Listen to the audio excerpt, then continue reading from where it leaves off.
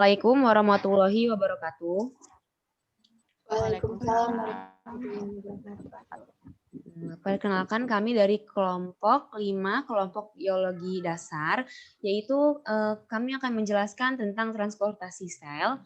Di sini saya sebagai presenter, nama saya Syarifah Rizky Aulia, lalu ada Karina Indrianti sebagai moderator, ada Risma Natameswari sebagai pemateri, dan Vina Yunistia Awalia sebagai penanya. Berikutnya saya akan menyerahkan presentasi ini kepada Karina Indrianti sebagai moderator.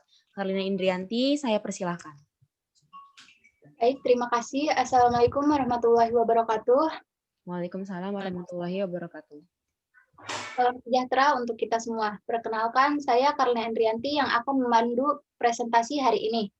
Presentasi hari ini akan membahas tentang transportasi sel yang akan lebih lanjut dijelaskan oleh Risma Maheswari. Pada Risma, dipersilahkan. Ya. Oke, jadi di sini kita akan membahas dulu bagaimana sih definisi dari transportasi sel itu. Jadi transportasi sel itu singkatnya adalah proses pengangkutan senyawa dari tempat asalnya menuju suatu tujuan yang berada di dalam sel. Next slide. Nah, transportasi sel ini dibagi menjadi dua. Yang pertama yang kita bahas itu transport aktif. Singkatnya, transport aktif ini merupakan perpindahan yang menggunakan ATP atau energi untuk mengeluarkan atau memasukkan ion-ion dan molekul melalui membran sel dengan bertujuan untuk memelihara keseimbangan. Terus fungsinya transport aktif itu untuk menjaga keseimbangan dan melakukan komunikasi. Ciri-cirinya itu bisa dilihat, tapi saya kesingkatkan saja. Membutuhkan energi, prosesnya menjadi jenuh, dan prosesnya itu dalam satu arah. Oke, next. Nah, transport aktif ini dibagi lagi. Nah, yang pertama itu adalah endositosis. Endositosis itu adalah proses masuknya suatu zat. Nah, endositosis ini berfungsi untuk penyerapan nutrisi, adesi, dan migrasi sel. Nah, endositosis ini ada lagi jenisnya, yaitu fagositosis. Fagositosis itu zat yang berbentuk padat, kalau pinositosis itu berbentuk cair, yang sama-sama masuk ke dalam sel. Nah, kalau eksositosis itu kebalikannya. Jadi, eksositosis itu pengeluaran satu zat dari dalam sel. Nah, eksositosis ini berperan untuk mengangkut zat melalui penghalang sel dan terlibat juga dalam proses masuk dan keluar ke dalam sel. Next slide.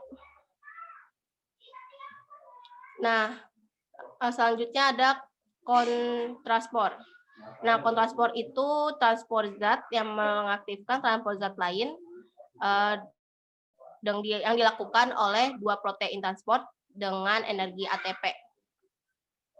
Next.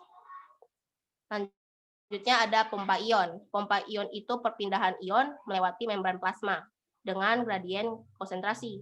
Nah, pompa ion itu ada 3, ada unipor, simpor, sama antipor. Kalau unipor itu cuma 1, kalau simpor dan antipor itu ada 2. Bedanya kalau simpor dan antipor itu perbedaan arahnya. Kalau simpor 1 saja, kalau antipor itu ada 2. Nah, selanjutnya itu jenis transportasi sel ada transport pasif. Transport pasif ini kebalikan dari aktif, yaitu tidak menggunakan ATP dan melewati membran plasma. Transport pasif ini dibagi menjadi 2, yaitu difusi dan osmosis. Nah, difusi itu adalah peristiwa mengalirnya suatu zat dari bagian konsentrasi tinggi ke rendah. Kecepatannya itu ditentukan oleh jumlah zat, kecepatan, dan jumlah celahnya. Lalu difusi itu dibagi 3 lagi. Ada yang sederhana, terfasilitasi, dan dialisis. Gitu. Nah, itu contohnya gambar difusi. Jadi yang awalnya cuma satu cairan itu masuk dalam air bisa berpisah. Maksudnya terpisah itu molekulnya. Seperti itu. Next. Yang kedua ada osmosis. Osmosis itu perpindahan molekul yang dari konsentrasi rendah ke konsentrasi tinggi. Nah, di sini ada faktor-faktornya yang mempengaruhi osmosis. Ada ukuran, keterlarutan zat lipid, ketebalan dari membran, suhu, dan luas membran. Nah, ini contoh dari osmosis. Ada yang sudah terjadi, ada yang tidak bisa terjadinya osmosis. Next. Nah, difusi dan osmosis itu pasti ada di setiap kegiatan sehari-hari. Nah, yang pertama tuh difusi, seperti pemberian gula dalam cairan teh tawar, parfum disemprotkan, mengocok garam, dan gelombang karbon dioksida yang kalau misalkan dibuka tuh soda pasti ada kayak lembungnya sedikit kan. Nah, itu. Kalau osmosis itu kebalikannya juga dari rendah ke tinggi, itu ada air oleh penyerapan air oleh akar tanaman, reabsorpsi cairan, potongan kentang yang semakin berat, dan potongan wortel yang semakin berat. Next. Nah, ya. Transport sel adalah gerbang masuk dan keluarnya sebuah sel. Transport sel dibagi menjadi dua, yaitu transport aktif yang menggunakan ATP dan transport pasif yang tidak menggunakan ATP. Dua transport tersebut dibagi lagi klarifikasinya, yaitu transport aktif terdiri dari endositosis, eksositosis, dan kontrasport dan pompa ion, sedangkan transport pasif hanya dua saja, yaitu difusi dan osmosis. Masing-masing transport ini mempunyai manfaat bagi makhluk hidup, dan transport sel juga berperan untuk alat berkomunikasi dengan sel lain untuk melakukan aktivitasnya. Baik, kali ini kita berada di sesi tanya-jawab. Yang ingin bertanya dipersilahkan. Ya, izin bertanya. Saya Finanisya Walia. Punya dua pertanyaan. Yang pertama, apa itu fungsi pinositosis dan fagositosis? Serta beri contohnya. Yang kedua, apa itu maksud dari IC? Di slide keempat. Terima kasih. Sudah langsung jawab. Kalau pinositosis itu untuk mengontrol volume sel agar tidak terjadinya pembengkakan sel. Terus memberikan nutrisi esensial. Kalau misalkan fagositosis itu menghilangkan patogen dan serpihan sel.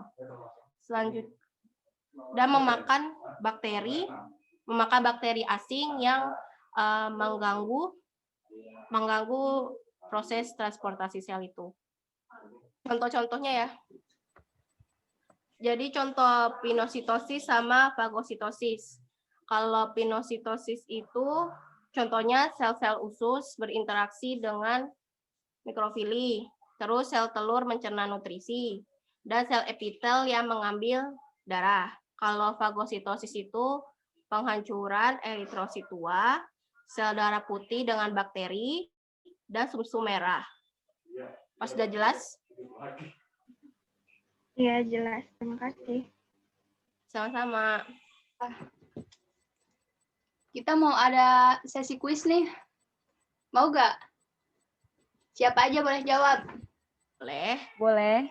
Ya. Dari moderator ada pertanyaan ya. Ada yang tahu nggak arti dari membran semi-permeable? Saya tahu, moderator, saya izin menjawab. Ya. Silahkan, Syarifah. Ya, saya Syarifah Rizky Aulia dari presenter. Jadi membran semi-permeable itu adalah membran atau penghalang yang memungkinkan beberapa molekul atau zat untuk menyeberang, tetapi tidak yang lain. Membran semi-permeable harus dapat ditembus oleh pelarut, tapi tidak oleh zat terlarut. Seperti itu. Terima kasih, Syarifah. Sekarang kita berada di ujung acara. Mari kita sama-sama mengucap hamdalah. Alhamdulillahirrabbilalamin. Semoga ilmu kali ini bermanfaat. Terima kasih. Wassalamualaikum warahmatullahi wabarakatuh. Saya kembalikan kepada Syarifah. Terima kasih kepada Karina sebagai moderator. Kami dari kelompok 5 biologi memohon maaf apabila ada kekurangan atau kesalahan kata. Kurang lebihnya mohon maaf. Segenap dari kelompok 5 mengucapkan terima kasih dan wassalamualaikum warahmatullahi wabarakatuh.